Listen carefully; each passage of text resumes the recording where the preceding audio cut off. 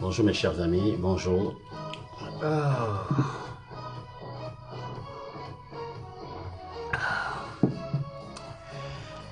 Mes chers amis, bonjour. Bonjour, je vais commencer dans 2 minutes, 3 minutes maximum, le temps que j'atteins un petit quota. C'est important, je vous demande de ceux qui sont connectés réellement de commencer. C'est vrai que vous mettez déjà des cœurs, ça me fait plaisir. Je voulais savoir si vous m'entendez d'abord.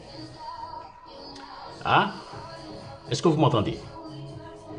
Voilà, vous me répondez gentiment, ça me fera plaisir aussi. D'accord? Donc connectez-vous s'il vous plaît, c'est important. Ok?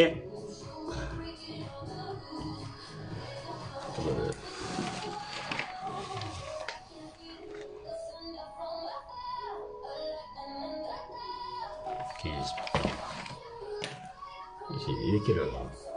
Donc là-bas, il est 10 heures. Oui. Merci. Merci. Vous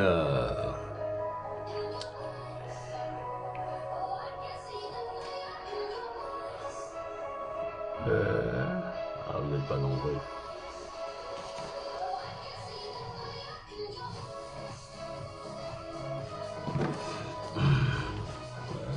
Je sais pas cette musique-là ne me plaît pas. Je peux rien arrêter là. Ah là là. Vous m'entendez? Ça me fait plaisir. Est-ce que l'image est bien?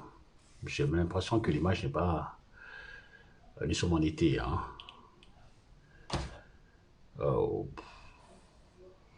Merci déjà pour les cœurs. Ça fait plaisir lorsque je vois assez de cœurs. Je vous demande sincèrement de partager en même temps et de... Parce que nous allons parler aujourd'hui. On va se dire la vérité de manière mutuelle. C'est quand même très important. On va... Il y a des trucs quand même qu'il faut qu'on arrive à se dire. Mais l'impression que certaines personnes, en fin de compte, sont en train de...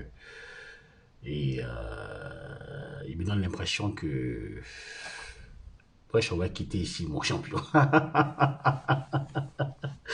Ah, je vais commencer dans quelques minutes. Le volume de la télévision est... Voilà, merci, merci, merci. Alors, aujourd'hui, c'est dimanche. Aujourd'hui, c'est... Voilà. Voilà. Je voulais quand même... J'avais déjà dit clairement que plus on avance au début des élections, à la fin, disons pas à la fin d'un petit parcours, plus on constate. Mais avant de commencer ma petite analyse, je vais quand même vous saluer. Je fais bien sûr un big up sur BP Diakité LPP. Je vais lui faire un big up. Je fais un big up bien sûr à toutes les personnalités pour moi qui sont connectées. Même si vous êtes deux, vous êtes trois, c'est sûr et certain que vous allez maximum partager. Je vais commencer d'abord par Abidialou qui m'a Bamba, Bamba Adam, Karamoko, Emoudé, Vatou, je te fais un big up. Toi, tu es mon gars, toi. Seydi Kézar, Lamine Kofi, Karamoko. Oui, toi, tu es toujours là. Saka Soulou le volume de la télévision, je l'ai diminué. Jacques Koné, Jackie Toulouse. Ah, je te fais un big up à toi. Ouais, mais pourquoi tu as mis Toulouse dessus? Ahmed Ouattara, je fais un big up bien sûr à tout le monde. Fofana Siakite Zakone, mes salutations mon cher ami. Comme je l'ai dit sincèrement que quel que soit le nombre, je sais qu'aujourd'hui c'est dimanche et je sais aujourd'hui que c'est un jour vraiment spécial. C'est la fête des mères. Je dédie bien sûr non pas cette vidéo bien sûr à la fête des mères parce que j'ai fait une vidéo prochainement pour cette femme qui ont sacrifié bien sûr, qui continuent bien sûr de sacrifier leur vie pour notre éducation, le fait même qu'elles nous ont mis au monde, et surtout pour la bénédiction qu'elles nous apportent tous les jours dans notre vie. Nous avons tous une mère, c'est quand même tout à fait logique, mais il faut respecter, il faut bénir, il faut embrasser les pieds de sa maman. C'est important pour avoir ne serait-ce qu'une petite bénédiction, parce qu'une mère, lorsqu'elle ouvre sa bouche, ça reste. Et faisons de telle sorte que lorsqu'elle parle, elle nous apporte la bénédiction. Je voulais aussi quand même saluer franchement toutes les personnalités, vous aujourd'hui, personnalité qui est connectée aujourd'hui devant moi. Parce que je vous dis sincèrement, et comme on le dit, la répétition est pédagogique. Pour moi, une personnalité, c'est celui qui respecte son prochain. C'est celui, en fin de compte, qui ne met pas des barrières, d'être supérieur ou bien d'être inférieur. Non. C'est celui, en fin de compte, qui respecte, je crois bien, les lois. Et c'est celui qui fait de telle sorte de ne pas fâcher l'autre, en quelque sorte. Donc, pour moi, vous êtes des personnalités. Le fait que vous vous accordez ne serait-ce que 30 minutes de votre temps quotidien, mais 5 minutes de votre temps quotidien, je considère pour moi que vous êtes des personnalités. C'est vrai, nous allons nous prononcer sur l'actualité, comme je le dis toujours, qui défraie la chronique. Je me présente à vous, je suis M. Charles Vabé. Est-ce que vous m'entendez d'abord avant que je commence? Est-ce que le son est bien? Si vous m'entendez, je vous demande sincèrement de me mettre un petit oui, ça me fera plaisir. Voilà. Je viens encore, merci, c'est gentil. Hein. Mettez-moi un petit oui quand même, oui. Est-ce que vous m'entendez? Voilà. Parce que je n'ai pas... Bon, voilà. J'entends les petits oui. Je serai franchement très bref avec vous. Je ne veux pas rester longtemps, peut-être, bon, ça dépend de mon inspiration.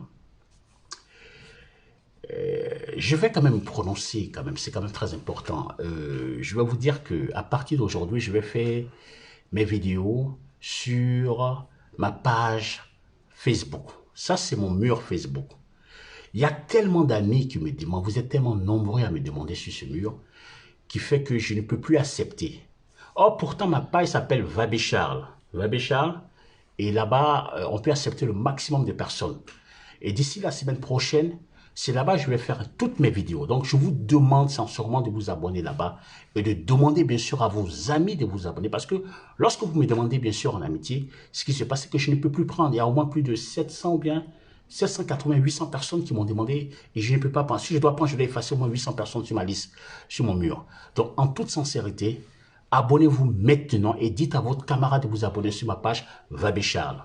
Je vais chercher un petit verre d'eau et je reviens tout de suite. On va framponner.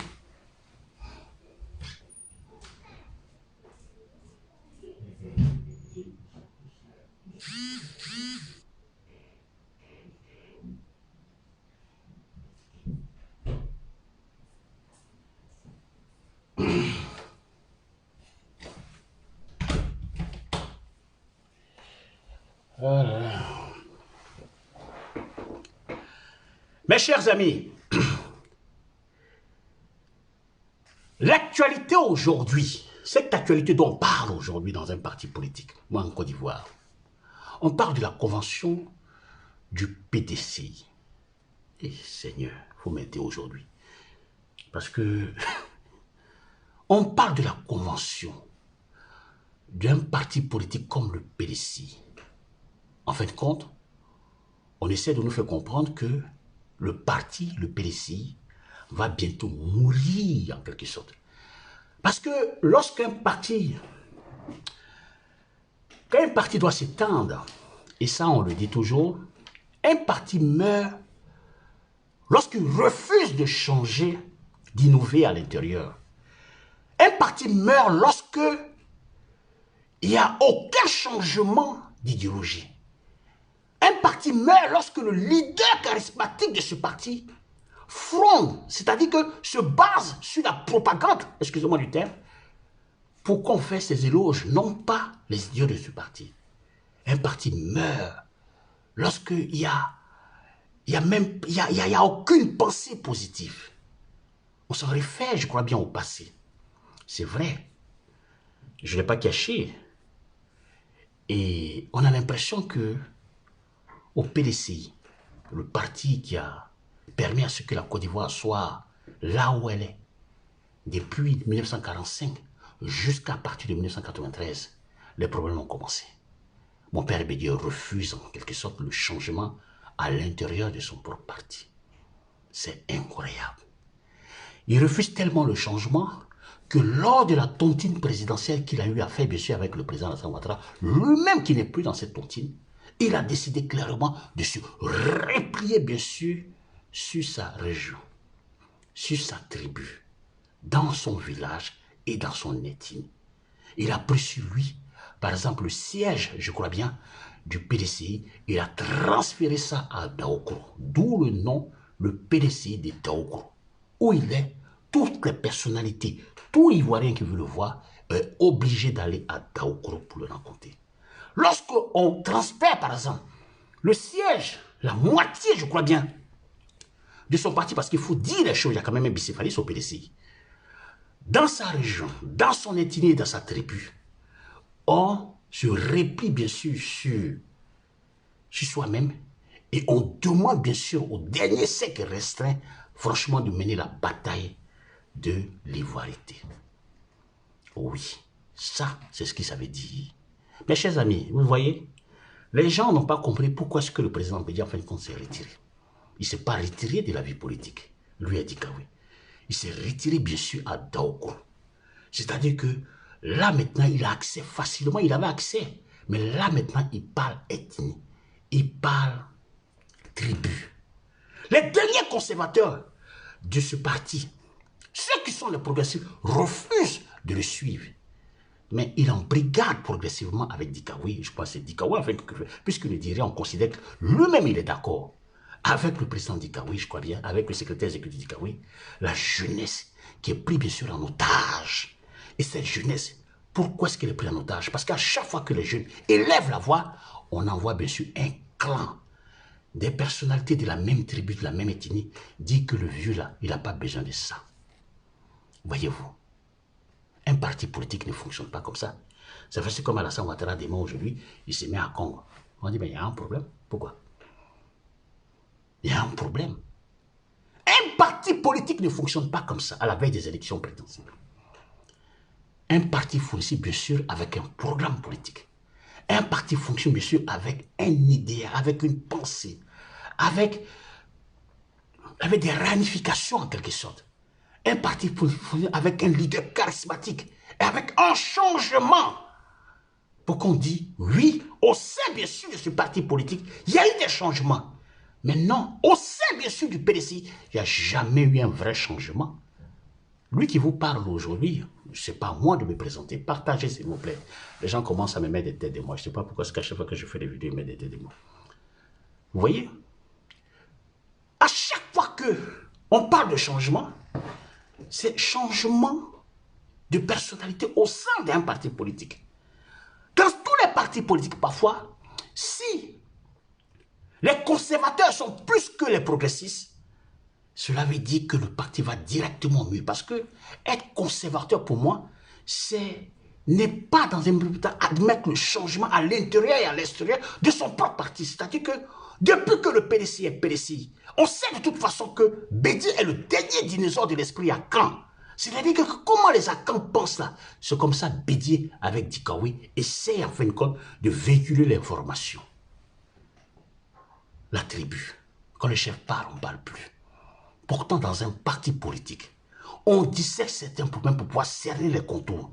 C'est-à-dire que chacun apporte sa contribution pour élever, je crois bien, le débat. C'est de ça qu'on parle. Il faut qu'il y ait ce qu'on appelle des débats contradictoires, des propositions constructives pour pouvoir faire avancer le parti. Non, on est encore dans la propagande. Lorsqu'on est dans la propagande, qu'est-ce qui se passe? C'est-à-dire que celui-là même qui est là, il est assis en fin de compte, non pas sur une chaise, mais sur un trône. Un trône, cela veut dire quoi? Cela veut dire qu'on obtient le trône de père en fils. Pourtant, on nous parle de parti politique. Mes chers amis, moi j'alerte les gens. Voyez-vous, on dit comme Vabé parle, certains gouvernements en fin de compte, certains membres du gouvernement disent « Ah, le journaliste, elle a parlé ». Moi, je ne viens pas, par exemple, sur la toile pour faire ce qu'on appelle des clashs. Je vois qu'il y a des gens qui m'insultent, des gens qui me parlent matin, midi, soir.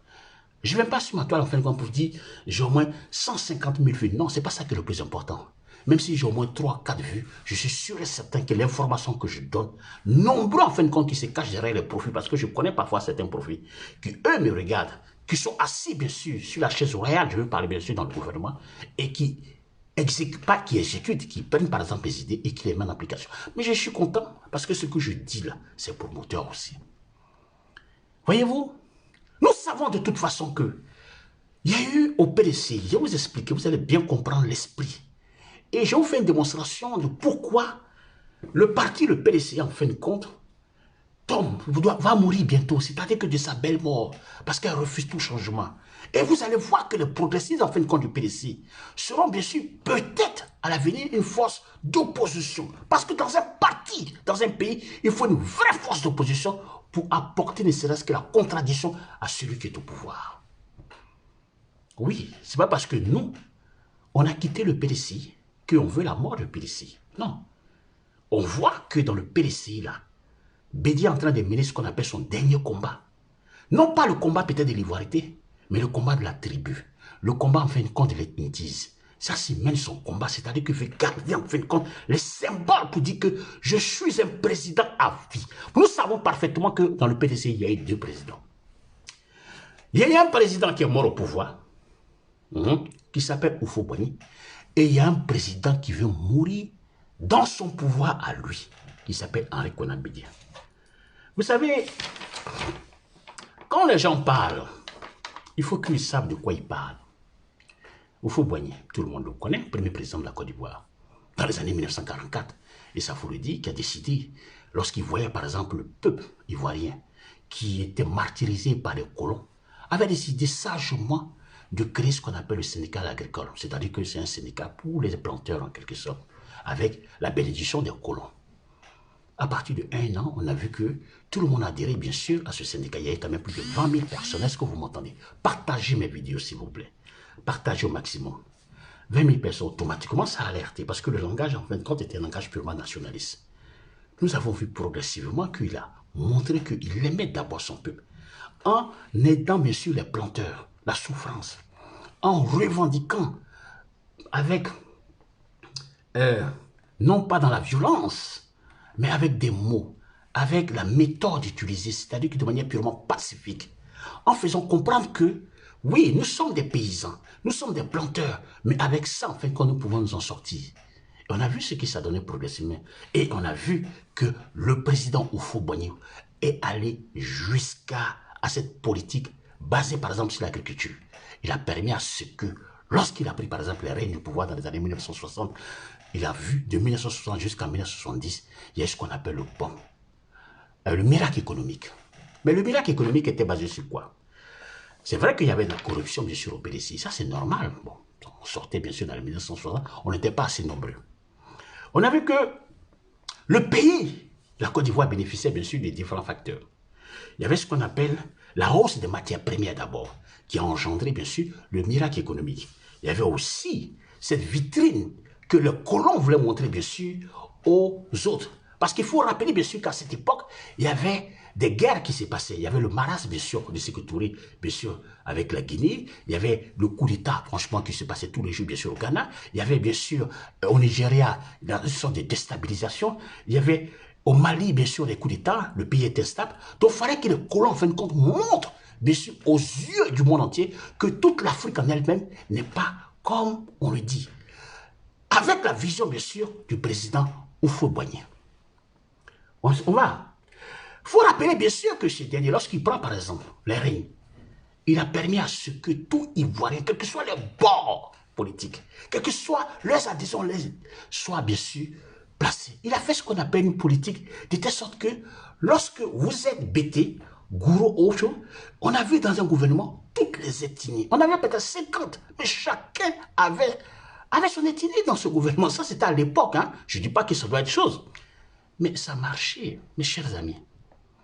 Dans les années 1980, dites-nous, ceux qui ont vécu ces années savent que dans les années 1980, on parlait réellement de miracle économique, de telle sorte que l'Ivoirien lui-même ne sortait même pas pour aller se chercher.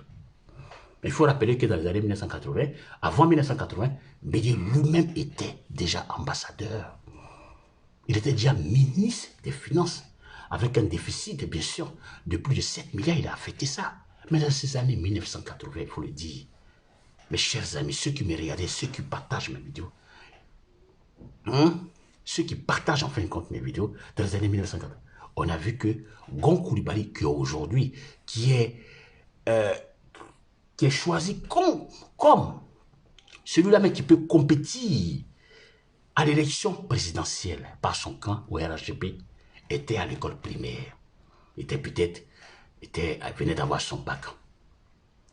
Mon père Bédier, depuis 1950 jusqu'à 1960, 70, 80, avait déjà été, je le dis clairement, aux affaires.